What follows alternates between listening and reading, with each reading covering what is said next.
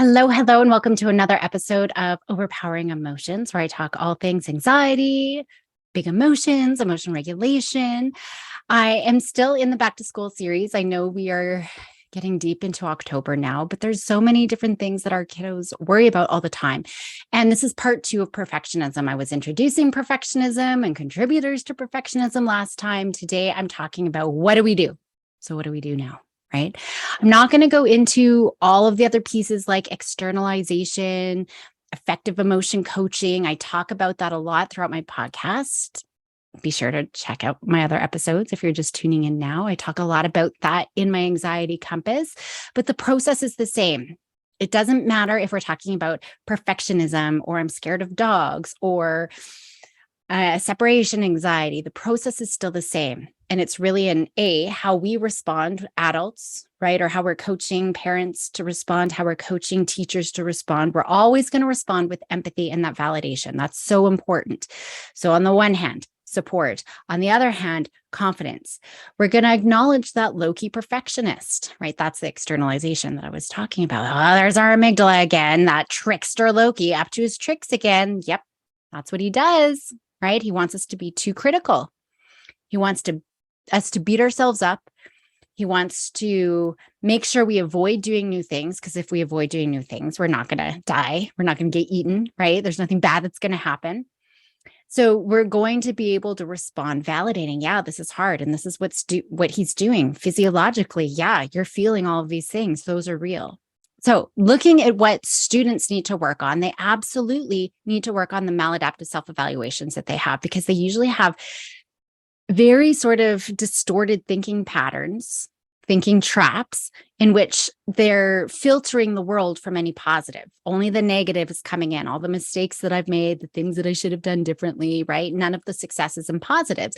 So they're seeing things so differently from the rest of the world, because they're so focused on the information that confirms their underlying fears, that I'm a failure, that nobody likes me, whatever it is, right? They have this fear that their best efforts, it's never going to be good enough. There's always the yeah, but, and they're always filtering out the positives. And if you try to communicate the positives to them, yeah, but. And oftentimes when we try to get them to think of the silver lining, I have a whole episode on this. And actually my other podcast too, my parenting podcast, where I talk about what's bad about trying to get kids to see the silver lining. It's because they've got this true story that's true for themselves here. We're trying to push this other story on them. They're just going to feel worse and worse and worse, right? Because they're going to feel that so much further away from this ideal that we're sort of holding on. And a lot of it is this thinking traps that they have. They have these perfectionist concerns, and it's related to making mistakes, related to self-doubt. I can't handle it. I'm not good enough. And that's just fueling that self-criticism that they have. And that leads to their avoidant behaviors. And because they're avoiding, they're not learning the skills, they're not practicing, they're not seeing that they can get better. And it's just making those kiddos even more unsure of themselves. Okay.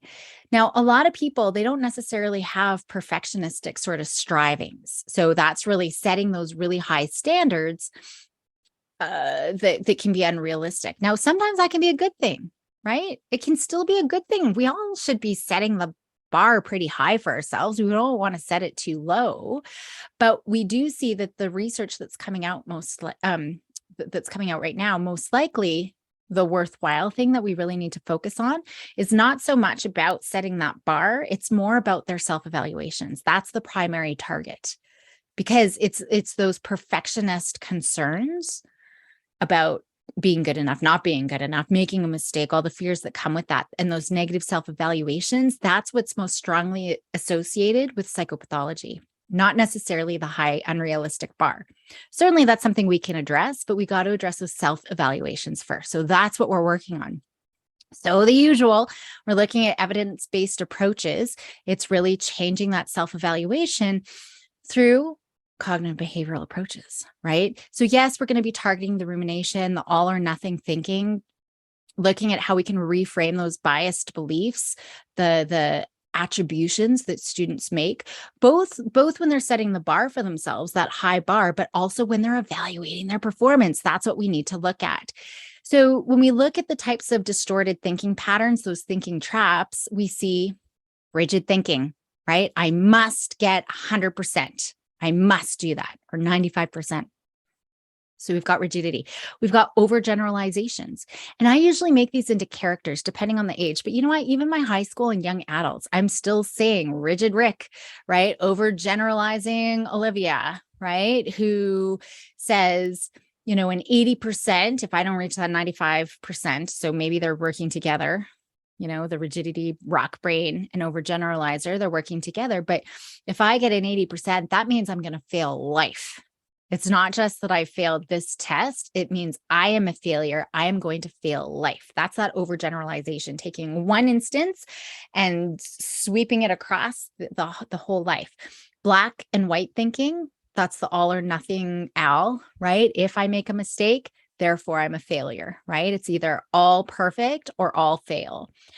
Discounting the positives. When we discount the positives, we're focusing on the negatives. That's that filter. So I missed every shot. I played awful. Well, no, my daughter actually just had a game. Didn't get a goal, but she played a fantastic game. Just because the outcome wasn't necessarily what she was hoping for, the goal, we always want to make a goal or hat trick. That's usually her target. But that doesn't mean she played an awful game. She played a fantastic game. She made really smart moves and she set her teammates up for some really great plays and they won, right? So it's focusing on that effort and what else was I working on and what else was I doing to help the team and myself and my teammates, achieve that success. So we want to break things down into parts because they zoom in, right? They've got this tunnel vision. They're so zoomed in to this very narrow focus on this one little mistake or this one little outcome that I didn't achieve. So we want to break it down. So I love using school, for example. I hate school. I'm terrible at school. Well, let's break it down. There's a lot of different pieces at school. How are you socializing with friends? For some kids, easy peasy. Like, what are you even talking about? Well, what about recess, lunchtime, spares? Well, okay, those are easy. Well, they're part of school, right? We can break them down. Let's break down subjects, reading, science, math. Well, no, math and science are easy. And I've talked about this breaking down, and I think you know where I'm going to go. I'm going to go with writing, right? Because that's just the example that I always use. Math and sciences are fine. I'm actually really good. I'm doing good. It's more in my humanities class, English. Social studies is okay, but it's writing. I'm a terrible writer. I cannot write. So they're zooming in, right, to maybe one thing. Maybe it was a persuasive essay that they didn't do great, but they do great with creative writing. We want to break that down. For younger kids, can you write your name? Well, yeah, Caroline, I can write my name, right? So we're just breaking it down into all the different parts because you can do writing. If you had this template for this persuasive essay, if you broke down your ideas first, and then if I gave you this template of how to fill in this formula of a thesis, can you do that? Well, yeah, okay, I can do that. So breaking tasks down, that can be really helpful because a lot of perfectionists, when they're looking at a task like an essay, they become so overwhelmed, or cleaning their room, they become so overwhelmed. I don't even know where to start. They just kind of go in and be like, I don't know where to start. I actually like breaking tasks down. So I've got stickies on my wall. I think I've showed these before. So I've got stickies on my wall. If you're listening, you can't see, but of all the different tasks that I need to do, and they're color coded. So I've got pink for certain things, yellow for other things. And then I put it on I break a task down into all its steps and I write it on a sticky, and then I put it onto the calendar that's on my wall next to my desk. And then I know when I sit down, okay, on the 16th, this is what I'm working on. These are the 3 tasks that I'm working on, and I'm not getting overwhelmed. I've already broken it down, and now we get there. So that can be really helpful just to take some of the overwhelm away. So yes, there's very specific problem solving things that we could be doing. And that's a very concrete thing that we can be doing to help overcome and manage that overwhelm. But we need to get curious, right? Because getting curious, that curiosity, it's sort of the antidote to anxiety, because when we're getting curious, well, our henchmen are trying to create these conspiracies and make our brain go into default mode where we just ruminate and ruminate and ruminate, right? When we spiral, we just end up spiraling and we don't go anywhere. So getting curious, we're going to keep our prefrontal cortex online, right? So that we don't spin out of control and rumination and obsessions and what ifs and whatever else is going on and focusing on our mistakes. When we can get curious, perfectionist Paul is trying to take over? What is it that perfectionist Paul is trying to get me to do here, right? Then we can do the opposite. So when we can identify all or nothing thinking, so oftentimes we break that down, just like I said, but if we can get into and identify that self-awareness is so key, right? That's why we want to get curious in the first place, to build up that self-awareness. But when we can start acknowledging that black and white thinking, those gremlins, we can start to see the shades of gray. What are the henchmen trying to hide? What is perfectionist Paula trying to hide? Because she just wants me to see my mistakes right now. I see you. I see what you're trying to do. I see you trying to get me stuck. What is it that you're trying to hide? Because the brain doesn't want us to learn something. There's some lesson in here that you don't want me to learn, brain. You just want me to shut down, check my pencil, and avoid doing this altogether. So trying to see, what are they trying to hide? Maybe I made a mistake, but there's a learning opportunity in there, right? The brain doesn't want to take that learning opportunity. Just run away, run away, run away. But there's a learning opportunity. Let's look at this mistake. Where did I go wrong? So we want to work on acceptance, usually in a paradoxical way, right? It really depends on the kiddo though. So we're looking at the self-evaluations, we're looking at how we can break things down, zooming out, looking at the bigger picture. But I do like using a lot of paradox and a lot of sarcasm, right? So we really got to see if they're so entrenched with the belief that I am a failure, and if there's any depression there, I might not go this route. So I'm just going to kind of put those disclaimers. Not everything that I say is going to work every time, obviously, with everything, right? But when we're doing paradoxical sort of things, it's agreeing with the henchman. Yes, I am a failure. I am such a failure that I'm going to flunk grade 6 and I'm going to get kicked out of the house and I'm going to live in the streets and I'm going to be a homeless person begging for money. I'm the biggest failure. Like I should just go back to kindergarten. Only if you've got a kiddo who can kind of do that, right? Other ideas, pros and cons analysis. What's the benefit of being a perfectionist when I'm writing my numbers? What's the benefit of being a perfectionist if I was a neurosurgeon? Actually, there's not. If you were to talk to neurosurgeons, there is no room for perfection, because if you're trying to be perfection, you are going to be in that brain too long and probably going to make more errors. So they just want to be good enough. Get in, get out. There is no room for perfection. Same thing with writing your numbers. Who cares? Right? You don't have to spend gazillion hours writing an essay at night if it's going to interfere with your sleep and it's going to ruin your whole day tomorrow, right? Or whatever it is. So we got to look at that. What are the benefits here?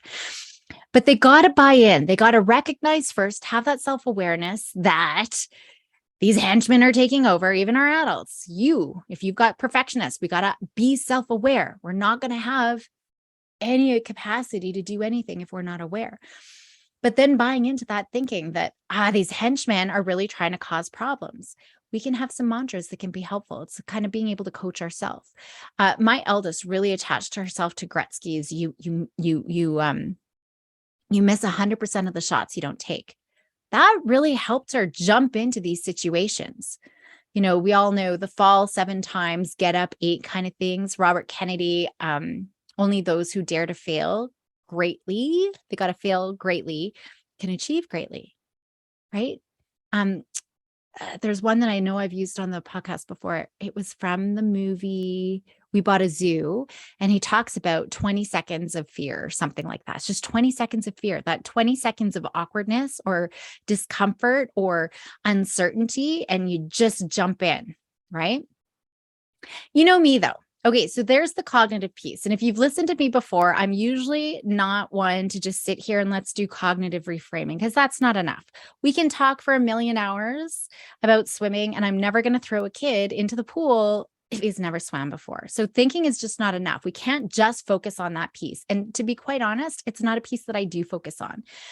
But it's a piece that can be valuable and can be the starting point, especially, it's the psychoeducation, teaching about when that amygdala takes over, the Loki brain, what's happening in the body, what's happening in our mind, and what do we need to do differently, right? Especially with a lot of our perfectionist students, we got to do things more than just that, though, because a lot of them, they don't have the capacity to change the meaning of the stressful event. Right? They don't have the capacity to look at this mistake and see the silver lining. They just don't have the capacity. So you're only going to get a tiny bit away ahead. You're only going to make a tiny little bit of progress if that's all you're focusing on, just trying to reframe their thinking, because they just don't have that ability to pivot away from the negative thoughts. And so they get stuck in rumination or yeah, but. In your office, they might talk the talk, but they're not actually doing it.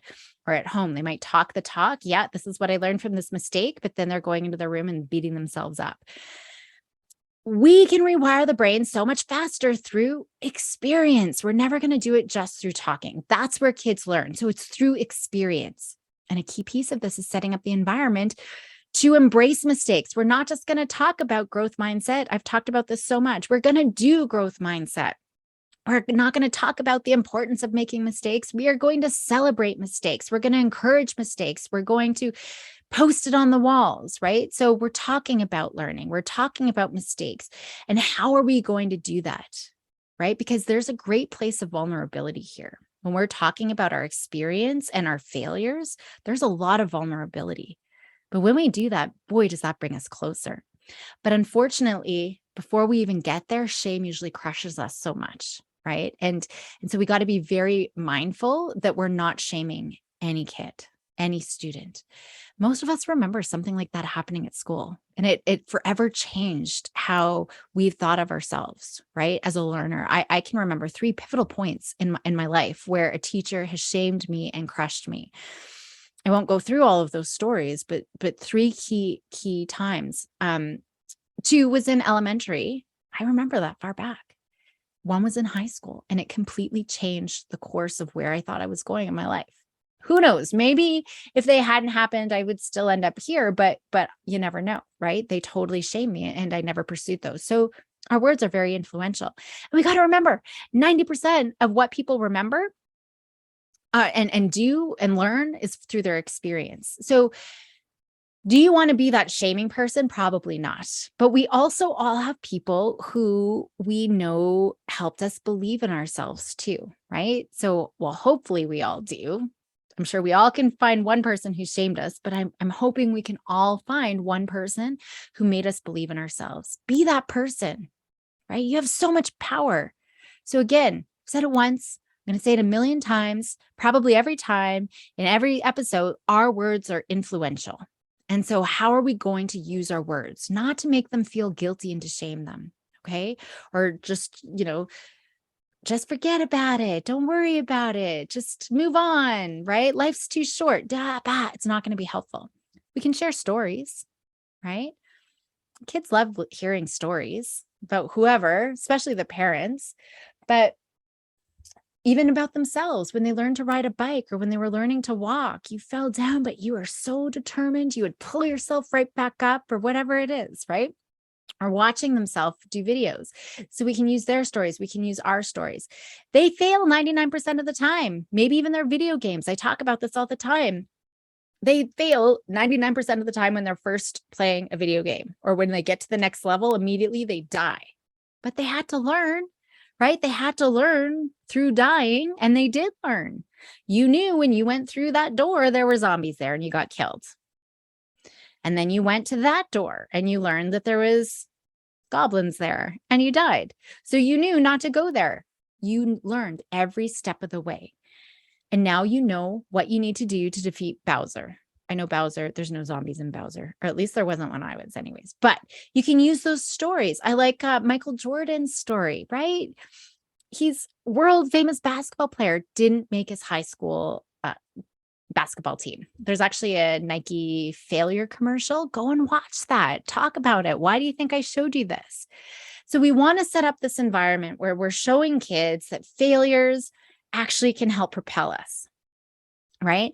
And we can tell our kiddos too that we know we're growing our brain whenever we think that we can learn something, not even just learning, just thinking that we can learn something. Every time we take on a new challenge, try something new, go somewhere new, just trying something hard, even if you don't finish it, that's enough to start rewiring our brains and making it more resilient and making it more hardy, braver, right?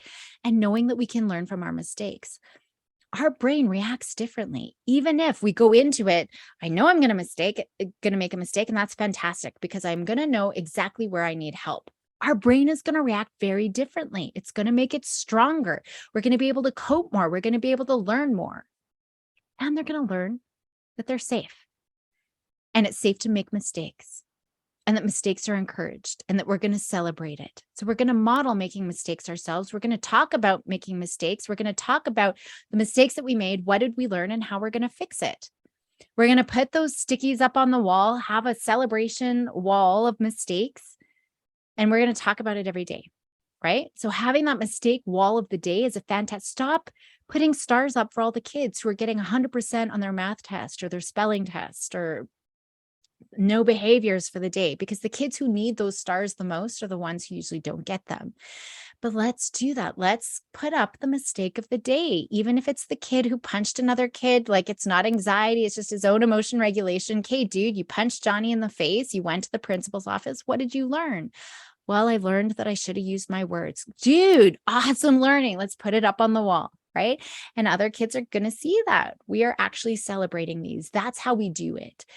But they also have to have daily exposure to opportunities to make mistakes in the first place, right? And we're going to be helping them reward that brain that making mistakes is a good thing. We can't just talk growth mindset. We got to do it, right? Talking is never going to change the brain.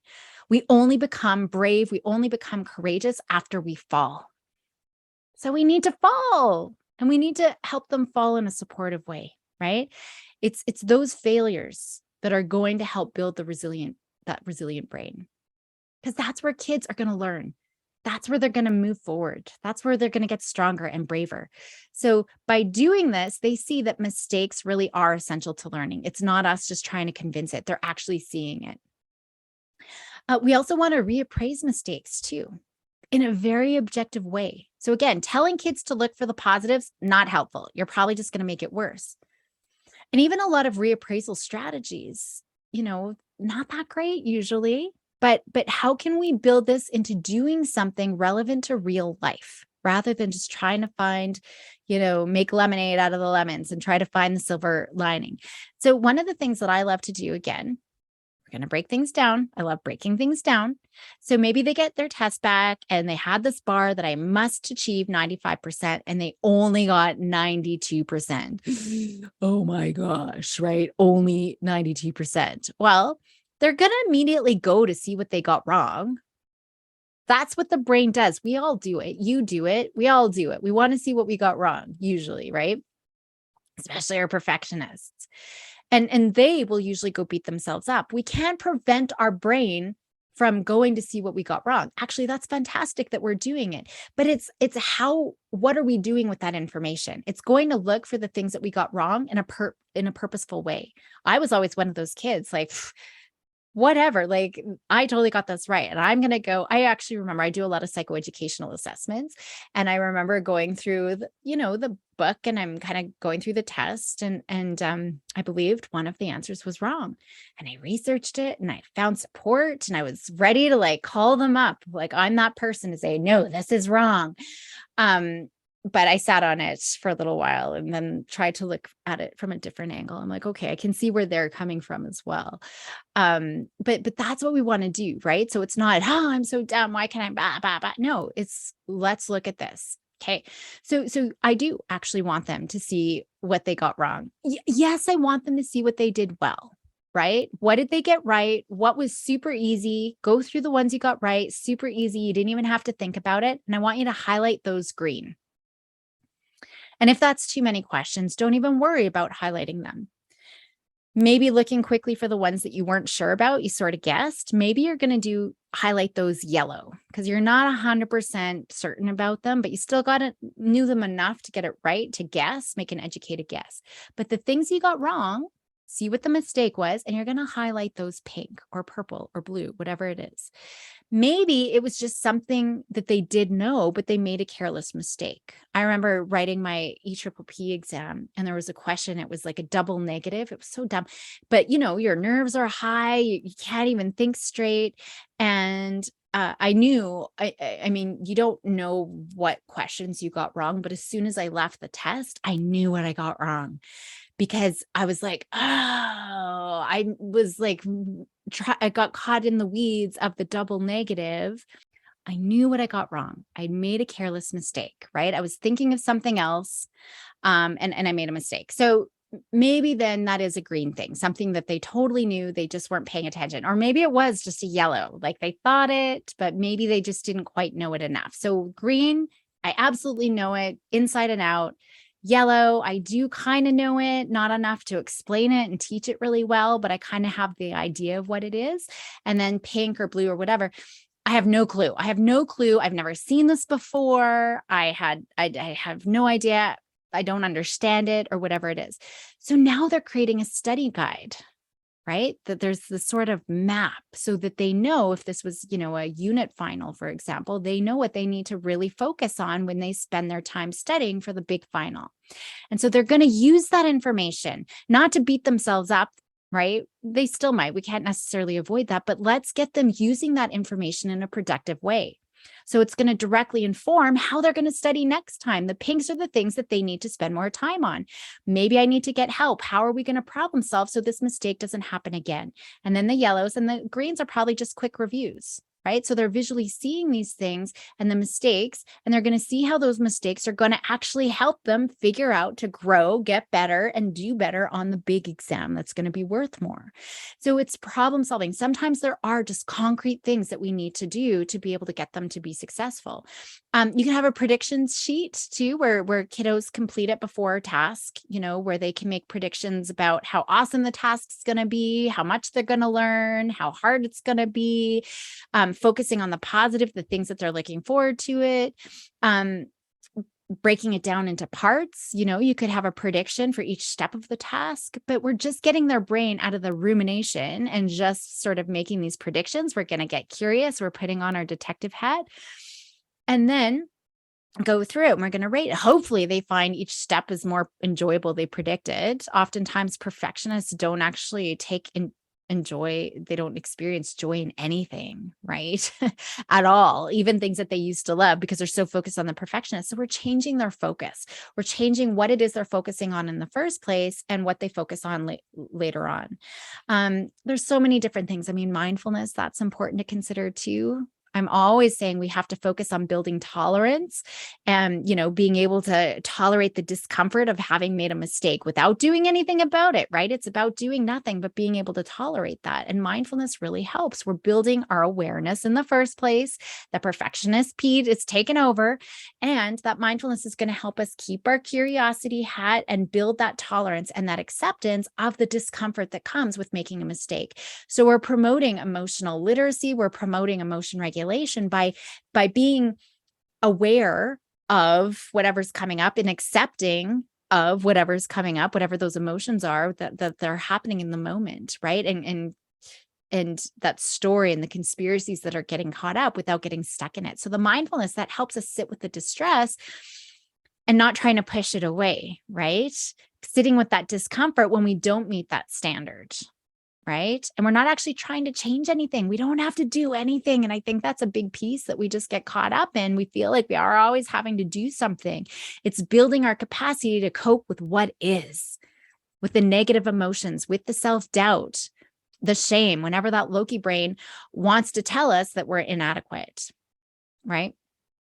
Then we got to look at what other gaps. And these gaps, we just got to look at what skills does this kiddo need to build and to work on. Right? A lot of the time, they don't know how to prioritize things. They don't know how to get started on things. They don't know how to manage their time or problem solve effectively.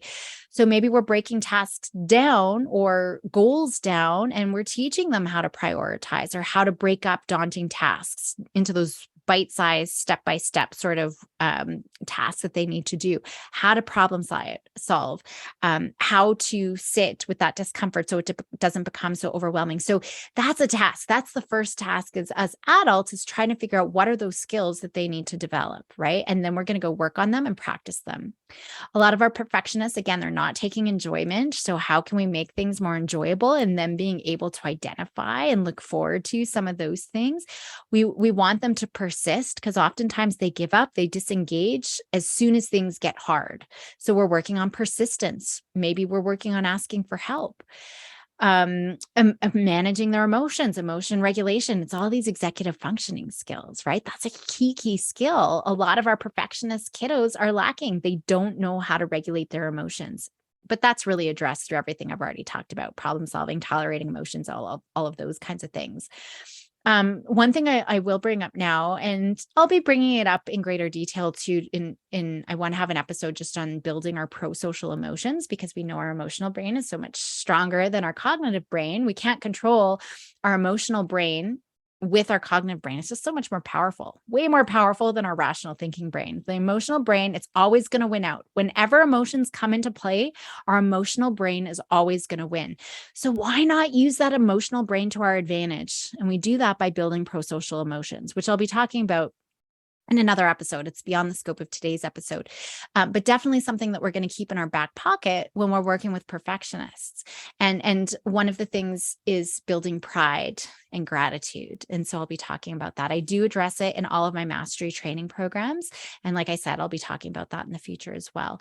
So there's lots of different things to think about. This is sort of a fast and furious. I mean, to go into great detail, definitely join me for my anxiety training programs. But this is, at least some initial steps to think of, but it's really the same process. And we just want to make sure we're identifying, we're aware when that Loki brain's ringing the alarms, and how do we respond in helpful ways. And sometimes there's skill building, sometimes there's problem solving that we need to do, and sometimes it's nothing. We just sit there with that discomfort and learn to be able to tolerate it and be okay with it. So thank you for joining me today. Go and help those kids be bold and courageous, and I will see you next week.